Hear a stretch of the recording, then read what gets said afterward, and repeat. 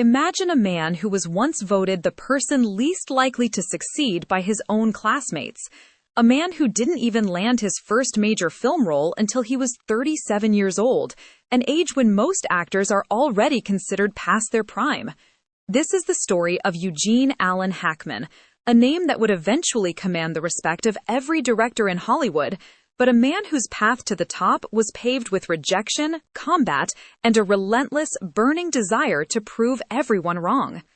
Born in the middle of the Great Depression in San Bernardino, California, Gene's early life was anything but glamorous.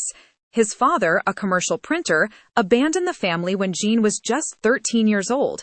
There was no grand goodbye, just a wave from a car as his father drove away, leaving Gene and his mother to navigate a world that was rapidly falling apart. This abandonment left a scar that would define his intensity for decades.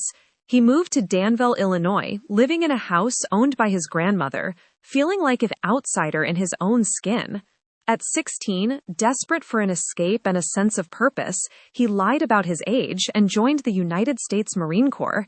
He spent nearly 5 years as a field radio operator, serving in China and Hawaii. It was here, in the structure and the harshness of military life, that he began to find his voice, working as a disc jockey and a newscaster for the units. When he was finally discharged, he moved to New York, taking on any job he could find. He was a doorman, a truck driver, and a soda jerk. He was the man you walked past on the street and never noticed. But Gene had a secret.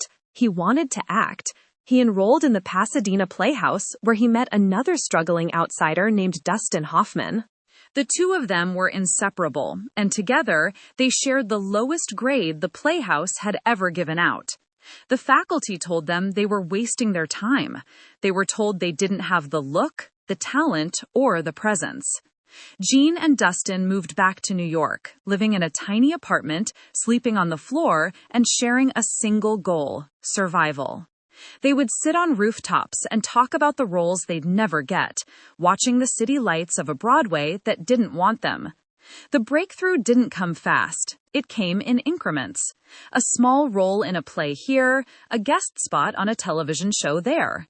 It wasn't until 1967, when Warren Beatty cast him as Buck Barrow in Bonnie and Clyde, that the world finally saw what the Pasadena Playhouse had missed. Gene Hackman wasn't just an actor. He was a force of nature. He received his first Oscar nomination, and suddenly, the man who was least likely to succeed was the man everyone wanted to hire. Then came 1971, The French Connection. Gene took the role of Popeye Doyle, a gritty, unlikable, high-octane detective. He channeled all the anger of his childhood, the discipline of the Marines, and the frustration of his years of poverty into that performance. He didn't just play the character, he haunted it. The car chase through the streets of Brooklyn became legendary, and Gene Hackman walked away with the Academy Award for Best Actor. He had arrived, but he never let the fame change the chip on his shoulder. For the next 30 years, he became the backbone of American cinema. He was the paranoid surveillance expert in the conversation. He was the villainous but hilarious Lex Luthor in Superman, a role he took purely for the challenge of doing something different. He was the hard-nosed coach in Hoosiers, giving us one of the greatest sports speeches in history. And then, in 1992, he teamed up with Clint Eastwood for Unforgiven. As the brutal sheriff Little Bill Daggett, he won his second Oscar, proving that even in his 60s, he was the most dangerous man on screen. But beneath the accolades, Gene was tired. The industry that had once rejected him now demanded everything from him. He was known for being difficult on set, not because he was a diva, but because he was a perfectionist who had no patience for anything less than total commitment. In 2004, after filming the comedy Welcome to Mooseport, he did something almost no one in Hollywood does. He simply stopped. There was no retirement tour, no final televised interview. He just walked away. He moved to Santa Fe, New Mexico, with his wife, Betsy Arakawa.